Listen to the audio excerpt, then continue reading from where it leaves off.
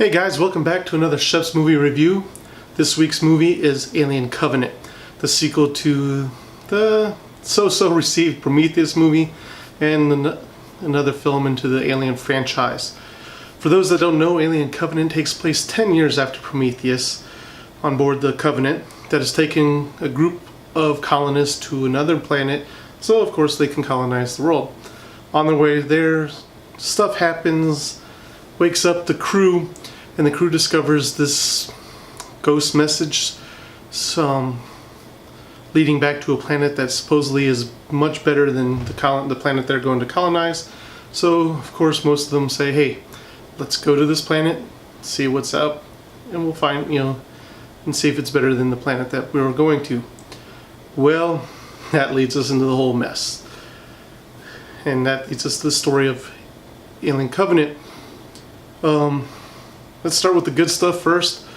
Ridley Scott, we know him as a great director, and the one thing he always brings to the movies is his great shots. The planet scenes are beautiful, the starship is beautiful. It adds to the grandiose of this world. Michael Fassbender, now he plays two androids, David from Prometheus and Walter from the Covenant ship.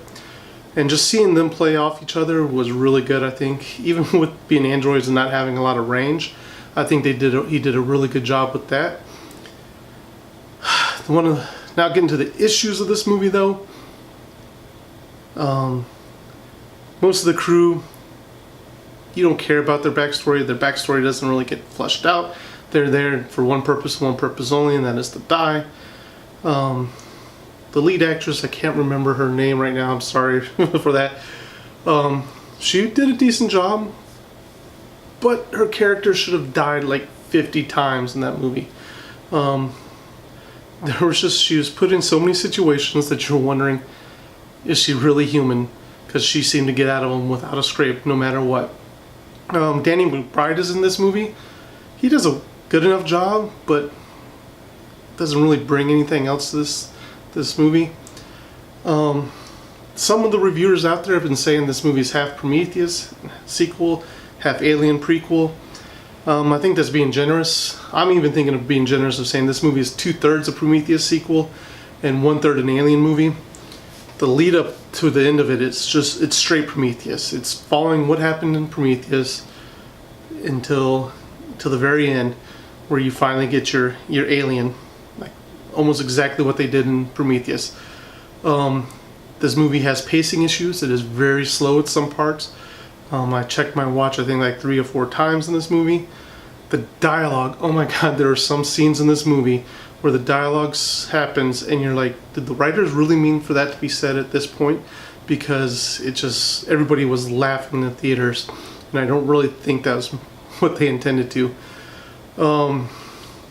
This movie is predictable. Once you see certain people show up or certain things start to happen, you know what's going to be there. The best alien scene is probably the one that was already in the trailer. I'm not going to tell. If you guys already know, then you know.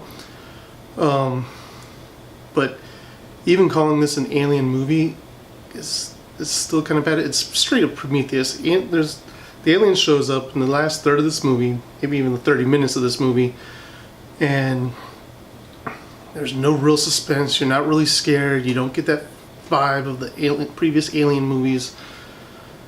And I think one of the reasons for that is because of the fact that it's such a grand world. They're trying to stuff so much stuff into this new world that they're not focusing on the Alien story, what really drove us to loving the Alien series.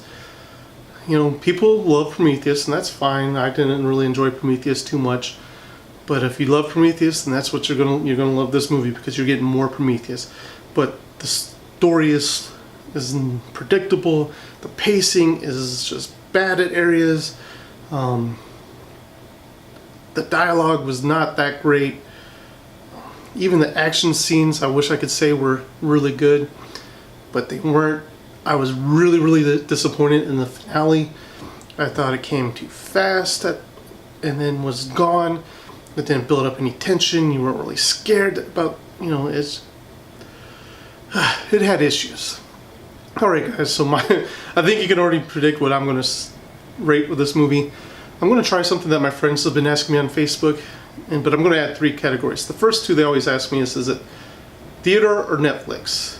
But I'm going to add theater, matinee, or Netflix. So that way it gives you 3 choices. Theater means go to the theater, see it at night. It's, that great. Matinee is, it's okay. Go see it in the theater, but try to pay me the matinee price. And Netflix is just wait until it comes out on digital media and see it that way. I really want to say matinee this movie, but I can't do it. So I know this is going to cause a lot of controversy. I'm going to say Netflix it. It's just not worth it. If you're a big Prometheus fan, then fine. You'll probably go see this movie. I'm sure because it has Alien in the title, you're going to go see this movie. And I'm sure some people will like it just like they like Prometheus. But to me, this is Alien 3, Alien 4 kind of all over again. So guys, check it out on Netflix or whatever digital media that you subscribe to when it comes out. And if you go see it in the theaters, comment below. Let me know what you think. What did you like? What did you not like? What do you disagree with me on? But again, guys, if you like this video, make sure to like, share, and subscribe. It helps me out greatly. And I'll see you for the next review.